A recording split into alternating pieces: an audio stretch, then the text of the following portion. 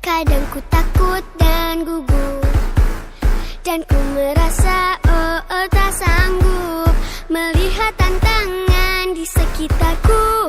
Aku merasa tak mampu, namun ku tak mau menyerah. Aku tak ingin berputus asa. Dengan gagah berani aku melangkah dan berkata aku bisa. Aku bisa, aku pasti bisa. Ku harus terus berusaha.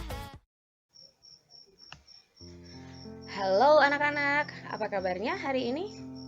Semoga hari ini luar biasa. Ibu akan kembali menjelaskan tentang sistem pencernaan pada manusia.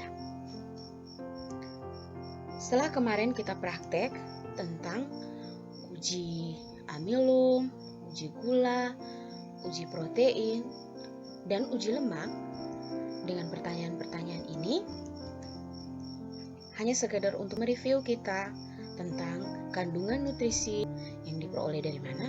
Pastinya diperoleh dari makanan yang kita konsumsi.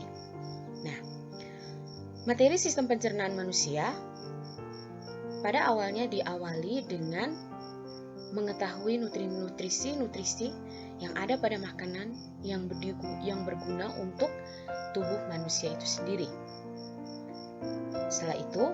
Setelah kita mempelajari tentang nutrisi-nutrisi makanan yang ada pada tubuh manusia yang akan dibutuhkan oleh manusia, kita akan belajar juga tentang alat-alat pencernaan pada tubuh manusia dan juga enzim-enzim yang ada yang membantu proses pencernaan makanan pada tubuh manusia. Hari ini kita akan membahas berbagai macam fungsi nutrisi dalam makanan. Kita tahu bahwa nutrisi yang dibutuhkan oleh tubuh atau kandungan zat makanan yang sangat berguna bagi tubuh ada 5 jenis. Yang pertama ada karbohidrat, yang kedua ada protein, yang ketiga lemak, yang keempat itu vitamin, dan yang kelima adalah mineral. Pertama kita akan membahas tentang karbohidrat. Fungsi karbohidrat bagi tubuh manusia adalah sebagai energi bagi tubuh. Karbohidrat itu sendiri terbagi atas 3 jenis. Yang pertama, pati, yang kedua gula, dan serat. Untuk gula, merupakan jenis karbohidrat yang sederhana. Contohnya, makanan yang mengandung gula antara lain yang kita sering jumpai hari-hari seperti buah-buahan, madu, dan susu. Gula memiliki ciri yang sangat identik, yaitu manis. Oleh karenanya, gula termasuk ke dalam jenis karbohidrat sederhana. Yang berikut adalah pati. Pati ditemukan dalam umbi-umbian seperti kentang dan makanan-makanan yang terbuat dari biji-bijian. Yang berikut serat. Serat seperti selulosa ditemukan di dinding sel tumbuhan. Jadi, serat ditemukan pada tumbuhan. Jadi, yang termasuk jenis serat adalah sayur-sayuran. Selain sayur-sayuran, makanan seperti roti gandum atau sereal, kacang-kacangan, dan buah-buahan juga merupakan sumber serat yang baik. Serat tidak dapat dicerna oleh saluran pencernaan makanan manusia, sehingga dikeluarkan sebagai feses. Dengan demikian, serat bukan merupakan sumber energi bagi tubuh manusia. 1 gram karbohidrat itu sama dengan 4 kilokalori atau sama dengan 16,8 kilojoule. Pencernaan karbohidrat dimulai ketika karbohidrat itu dipecah menjadi gula sederhana dan diserap oleh tubuh. Dipecah seperti apa? Nah, karbohidrat itu sendiri akan dikunyah-kunyah dan dihancurkan dan kemudian diserap oleh tubuh dalam bentuk gula yang sederhana. Karbohidrat disimpan dalam lemak dan glikogen. Kekurangan karbohidrat menyebabkan badan akan lemah, kurus, semangat kerja atau belajar menurun, dan daya tahan tubuh berkurang. Contoh sumber-sumber karbohidrat lain yaitu beras, jagung, gandum, kentang, umbi-umbian, buah-buahan, dan madu. So, kita lanjut yang berikut tentang protein.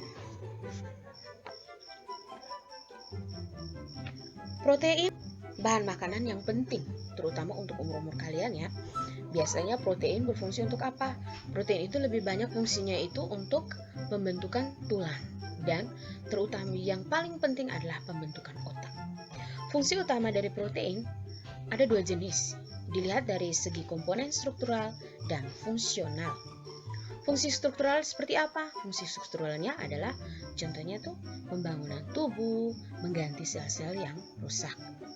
Kalau fungsi secara fungsional yaitu komponen proses biokimia sel, yaitu dalam proses pembentukan hormon dan enzim. Jadi, kita lanjut yang berikut, pencernaan.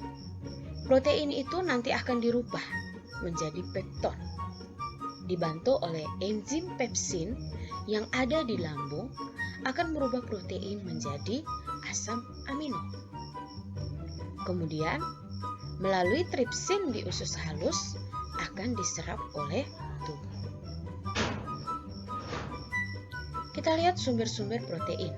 Sumber protein ada dua jenis, yaitu berasal dari hewan dan yang berasal dari tumbuhan. Kalau berasal dari hewan, maka akan disebut sebagai protein hewani. Contohnya, daging, ikan, telur, dan keju. Sedangkan untuk tumbuhan itu berasal dari protein yang berasal dari tumbuhan disebut dengan protein nabati. Contohnya kedelai, kacang tanah, dan lain-lain. 1 gram protein sama dengan 17 kJ. Kekurangan protein menyebabkan banyak orang mengalami busung lapar. So, kita lanjut yang berikut adalah lemak. Lemak memiliki fungsi sebagai cadangan energi, pelarut vitamin A, D, E, dan K atau disebut dengan pelarut vitamin AD. Berdasarkan struktur kimia, lemak dibagi atas lemak jenuh dan lemak tak jenuh. Lemak tak jenuh biasanya cair pada suhu kamar. Misalnya nabati serta lemak yang ditemukan dalam biji adalah contoh lemak tak jenuh. Lemak jenuh biasanya padat pada suhu kamar, ditemukan dalam daging, susu, keju, minyak kelapa, dan minyak kelapa sawit. Lemak jenuh yang berlebih biasanya dapat meningkatkan kolesterol darah yang dapat menyebabkan penyakit jantung dan stroke. 1 gram lemak sama dengan 9 kilokalori atau sama dengan 38 kJ. Biasanya lemak yang berlebih disimpan di jaringan bawah kulit. Lemak juga di sini terdiri atas dua jenis. Ada lemak yang berasal dari hewan atau disebut dengan lemak hewani. Contohnya dari lemak daging, mentega, susu, minyak ikan. Lemak yang berasal dari tumbuhan disebut dengan lemak nabati. Lemak contohnya adalah lemak dari minyak kelapa, kemiri, kacang-kacangan, dan avokado. Kita lanjut yang berikut tentang vitamin. Fungsi utama vitamin adalah komponen organik enzim yang disebut dengan koenzim. Vitamin di sini ada dua jenis, ada vitamin yang larut dalam lemak dan vitamin yang larut dalam air. Vitamin yang larut dalam lemak adalah contohnya adalah vitamin A, D, E, dan K atau disingkat dengan AD. Vitamin yang larut dalam air contohnya adalah vitamin B dan vitamin C. Khusus vitamin D dapat juga terbentuk ketika kulit terkena sinar matahari karena di dalam tubuh ada provitamin D. Kekurangan vitamin menyebabkan penyakit avitaminosis. Vitamin ini kebanyakan berasal dari buah-buahan dan sayur-sayuran yang sering kita konsumsi. Sekarang kita lanjut ke garam mineral. Garam mineral itu dibutuhkan secara sendiri-sendiri maupun kelompok, memiliki peranan tertentu dalam tubuh manusia. Mineral berfungsi dalam proses pembangunan sel, membantu reaksi kimia tubuh, mengangkut oksigen ke seluruh tubuh, dan pembentukan dan pemeliharaan tulang. Nah, di sini Ibu tampilkan berbagai macam mineral dan sumbernya serta fungsinya bagi tubuh manusia.